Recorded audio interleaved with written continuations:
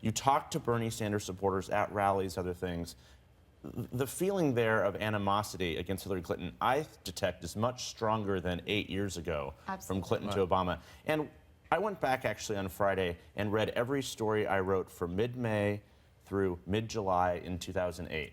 Just kind of remember that. And the Clinton campaign is having a bit of a revisionist history here about how quietly she went into the night. They didn't at all. We all remember that DNC meeting at a hotel here in Washington where Clinton supporters were screaming at David Plouffe and other things. So they have to give them a little bit more time. She knows that. That's why she is sort of being patient here. But there is still another sort of chapter to play out here. But the Bernie Sanders supporters, yes, he can influence them some, but this has to be a process. And I do think that she has to win them over. She has to sort of excite them. This is not all on Bernie Sanders. And when you talk to them at those rallies, I mean, it's so true. They're so cool, if not just cold, to Hillary Clinton. It's not even so much anger, but you just wonder if it's one of those wild cards as we look ahead to the general election.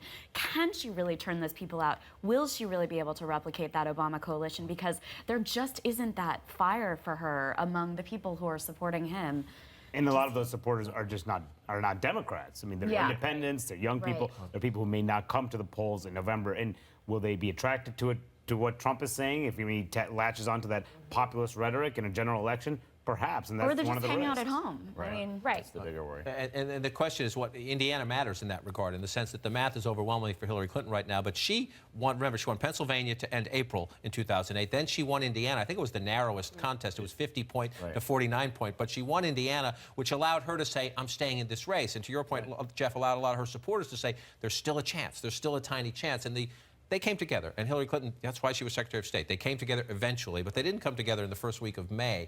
So she wants Indiana Tuesday as an exclamation point, and just to show there's no buyer's remorse in the Democratic Party. But then, how does she do this? She's not known, forgive me, she's not known as, as acknowledging you're a great senator, or what can I do to help your supporters? What can I do for you? Right, that's the difficult part. It's hard to see how they come together, and even if they do come together, and like you were saying, even if Bernie Sanders does come around to Hillary Clinton, how do you win these people who just aren't interested? And I don't know what Hillary Clinton can do to win them over. I mean, I think this discussion about the platform is interesting, because I think even if Bernie Sanders dropped out today, you would need to include enough in the platform to make people feel excited and like Hillary Clinton is pushing a liberal agenda. But then it's a really hard pivot from that into the general elections. And California still hangs out there. In 2008, California was a Super Tuesday state. There's still California, New Jersey, Oregon. So Bernie Sanders is going to win more states. The Clinton campaign knows that. That's why they are trying to keep this sort of sense alive that she You see a lot of Sanders bumper stickers in California.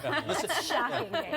Listen to what she, a little more on what she tells Jake here about this, because she clearly, again, she lived this. She remembers what this is like. But she, at the very end here, listen to her, she seems to be enjoying being on the other side this time. Senator Sanders has been a passionate advocate for positions that he cares deeply about. I think that's been helpful to the Democratic primary process. He's brought millions of people into the process, which I think is also very good for the Democratic Party. But there comes a time when you have to look at the reality. And So that was perfect outreach to the Sanders campaign, where she says it's very good for the Democratic Party.